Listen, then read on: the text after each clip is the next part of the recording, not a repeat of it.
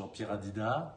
On se retrouve très bientôt au Passage des Artistes avec notre ami Jazia. Bon, là j'ai un beau cacatoès à côté de moi, mais lui il n'a rien à voir, il sera pas dans l'émission. Mais c'était juste pour le fun, quoi. Alors à très bientôt, hein.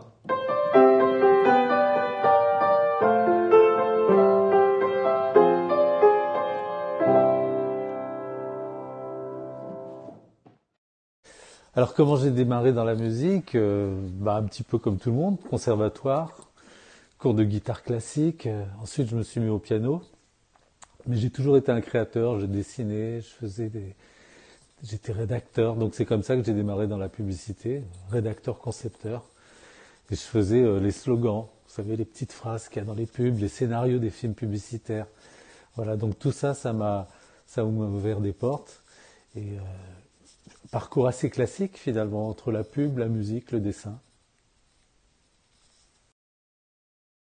C'est vrai qu'avec mes copains avec qui on faisait de la musique, un jour on a décidé de faire une agence de pub. Et cette agence de pub est devenue une très belle agence. Elle s'appelle Venise, elle s'appelle toujours Venise. Moi j'ai vendu mes parts à mes associés. C'était une belle aventure humaine avec mon ami Harold, qui était un brillant musicien d'ailleurs, mais qui est lui resté dans la publicité. Et Venise, parce que Venise, c'était la capitale de l'art et du commerce à la Renaissance. Et pour nous, c'était un peu la meilleure définition de la publicité, quoi. Faire du beau pour mieux vendre. Alors c'est vrai, quand on est arrivé au nouveau millénaire, j'avais l'impression d'avoir fait le tour du métier de la publicité, quoi. C'était un petit peu la routine, c'est toujours les mêmes idées. Il n'y avait plus cette fraîcheur. Et donc, je me suis concentré sur ce que j'adorais faire depuis toujours, mais là, je voulais le faire vraiment à temps complet. C'était de la musique, écrire de la musique, évidemment, continuer à faire des musiques de pub, des jingles, mais aussi commencer à écrire des histoires et faire des musiques de films. J'ai travaillé avec Pascal Elbé sur le film Timing. J'ai fait pas mal de choses comme ça jusqu'au jour où j'ai décidé d'écrire ma première comédie musicale. Alors justement, la comédie musicale, pour moi, c'est un art total, quoi. C'est là où on va pouvoir faire de la danse, de l'acting, du théâtre, de la musique, bien sûr, des chansons, mais aussi des décors, des lumières. Tout ça en fabriquant une fabrique d'émotions. Voilà, vraiment, c'est l'émotion au sens le plus pur, le plus total. Et c'est là-dedans que je me retrouvais le mieux. Moi qui aimais mettre en marche mes cinq sens, voilà, la comédie musicale, en deux mots, c'est la vie.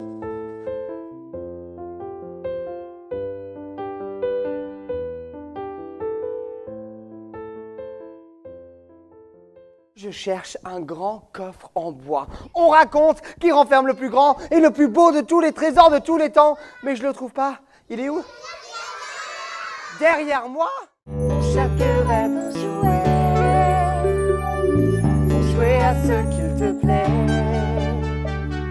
Comme ça, ton réveil, tout n'est plus qu'une merveille. Pour chaque rêve, un jouet. L'aventure de la comédie musicale, c'est une histoire de troupe. Hein. Rien ne se fait tout seul. C'est évident qu'il va y avoir des rôles qui vont se compléter les uns avec les autres, qu'il va y avoir on va être motivés tous ensemble. Donc vraiment, quand je pense à la chorégraphie, à Johan Nuss avec qui on travaille également, enfin toute cette équipe formidable. C'est une famille musicale, une famille d'auteurs. Voilà, la comédie musicale, c'est une équipe avant tout. Et très important de rester fidèle à cette équipe. Spectacle musical événement en hommage à Nelson Mandela. Une inoubliable histoire d'amour et de paix. Pour avoir la paix, nous avons lutté toutes ces années. L'humanité va enfin pouvoir se relever.